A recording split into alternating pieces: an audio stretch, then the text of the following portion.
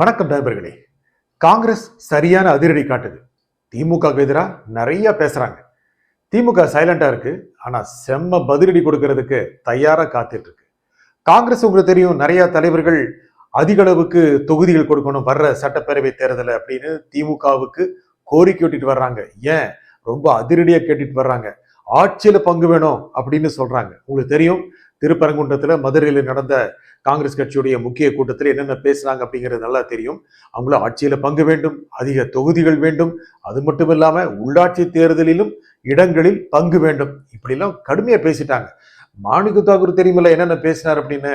சரியா மதிக்க மாட்டேங்கிறாங்க. அதுக்கு இரண்டாம் கட்ட தலைவர்கள் எல்லாம், திமுகவுடைய இரண்டாம் கட்ட தலைவர்கள் காங்கிரஸை மதிக்கவே மாட்டேங்கிறாங்க அப்படின்னு சொன்னாங்க. இதுக்கு நடுவுல காங்கிரஸோடைய ஒரு தலைவர் கட்சி மேலிடத்திற்கு அனுப்பிய ஒரு மின்னஞ்சல் வேற லீக் ஆகி போச்சு. அதுலயும் இதேதான் கோரிக்கைகள் கோரிக்கைகள் கோரிக்கைகள், அதிக தொகுதிகள் வேண்டும், ஆட்சியில் பங்கு வேண்டும், உள்ளாட்சி தேர்தலில் பங்கு வேண்டும், இப்படி ஏதேதோ கேட்டுட்டாங்க. ஆனா திமுக கொஞ்சம் சைலண்டா இருக்குல்ல, நல்லா தெரியும்.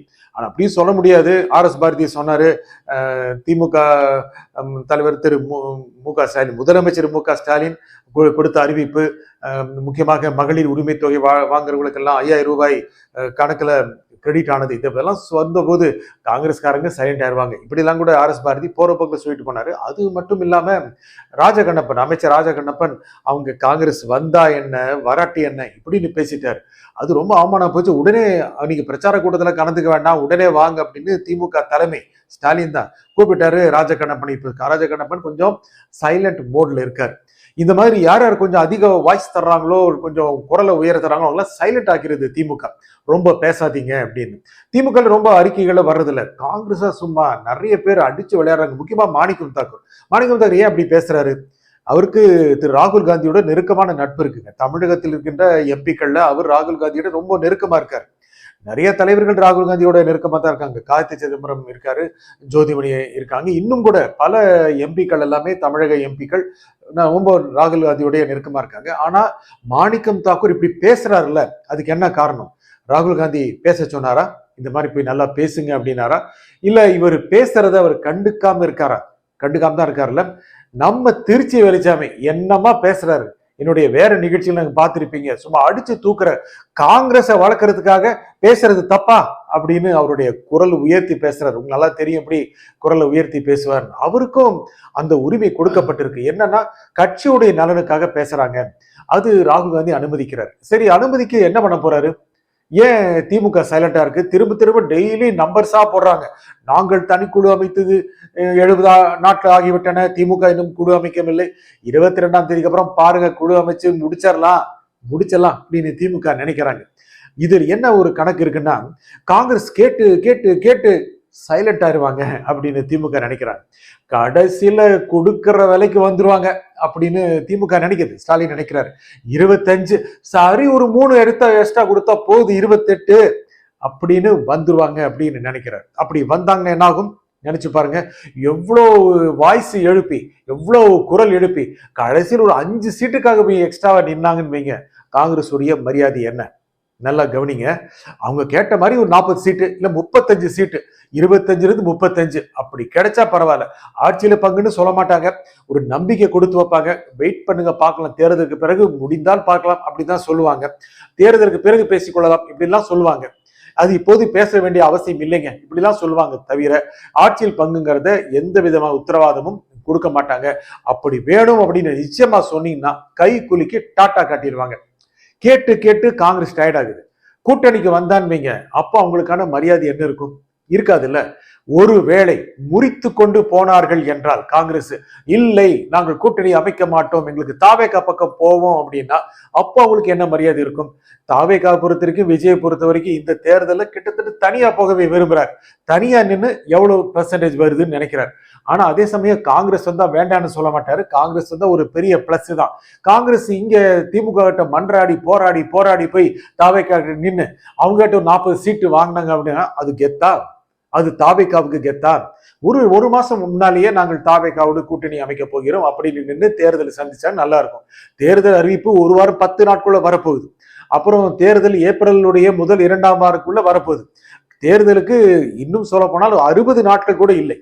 அப்படி போய் கூட்டணி அமைச்சாங்கன்னா என்ன ஆகும், மரியாதை குறையும் அப்படின்னு திமுக நினைக்குது. தாவேகா வந்து நினைக்குது காங்கிரஸுக்கு என்ன கிடைச்சதெல்லாம் லாபம் தானே, இங்க கிடைச்சா ஒரு 15 சீட்டு ஜெயிக்கலாம், தாவேகா கிட்ட போனா அத்தனை ஜெயிக்க முடியுமான்னு தெரியல.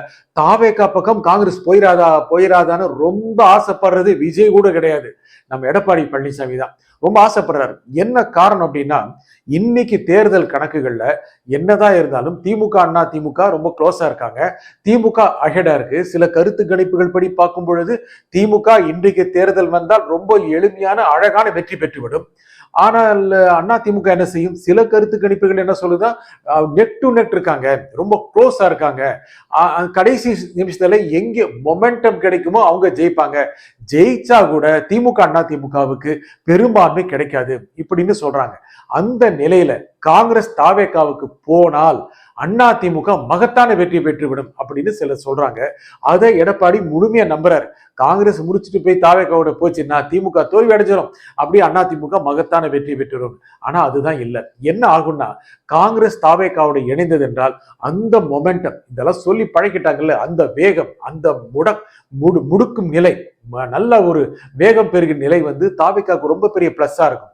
காங்கிரஸுக்கு இன்னும் கூட அதிக ஓட்டு கிடைக்க வாய்ப்பு இருக்கு. இதனால தாவேகா ரொம்ப அழகா ஒரு 60-70 சீட்டு கூட வந்துவிடக்கூடிய வாய்ப்பு இருக்கு. அப்போ யாரோட ஓட்டை அவங்க எடுப்பாங்க, அண்ணா திமுக ஓட்டை நிறைய எடுப்பாங்க, திமுக ஓட்டையும் எடுப்பாங்க. ஆகையால் இந்த 3 கட்சிகளுமே கணிசமான இடங்களை பெற்று யார் ஆட்சிக்கு அமர்வது, யார் ஆட்சி அமைப்பது அப்படிங்கிற நிலைமைக்கு தள்ளப்படும். இதுவும் நிலைமைகள் சாத்தியம். இது அண்ணா திமுகல இருக்கிறவங்களுக்கு, அண்ணா திமுகவுடைய தலைமைக்கு அண்ணா திமுக வெற்றி பெற்றுவிடும் என்று சொல்றவங்களுக்கு இன்னும் கூட முழுமையாக தெரியவில்லை. காங்கிரஸ் தாவேகாவுக்கு போனால் தாவேகாவுக்கு மிகப்பெரிய பிளஸ் பாயிண்ட், திமுகவுக்கு ஒரு மைனஸ் பாயிண்ட் தான். ஆனால் காங்கிரஸால் மட்டுமே திமுக மகத்தான வெற்றி பெறுவதில்லை. திமுக ஆட்சியில் இருக்கிறது, திமுகவுடைய வாக்கு வங்கி பெருகி கொண்டே இருக்கிறது. ஆனால் அவர்கள் வெற்றி பெறக்கூடிய நிலைமை வந்தால் அத்தனை பேரும் வேண்டும்.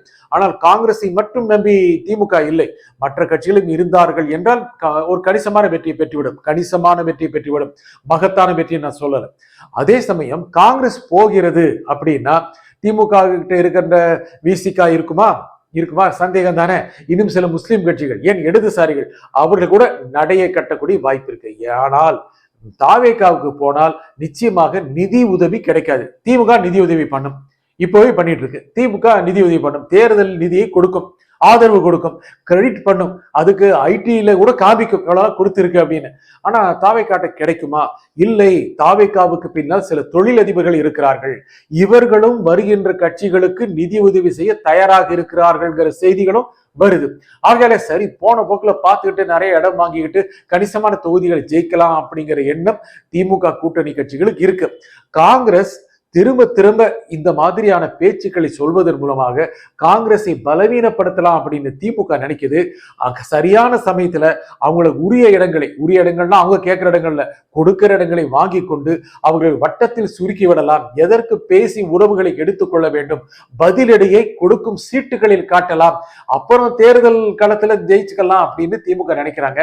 என்னதான் அதிரடி காட்டினாலும் திமுக அசராம ஒரு நாள் வரும், பதிலடி கொடுக்கலாம்னு காத்துட்டு இருக்கு. தேர்தல் கிழமை அதை சுத்தி தான் இருக்கு. நன்றி, வணக்கம்.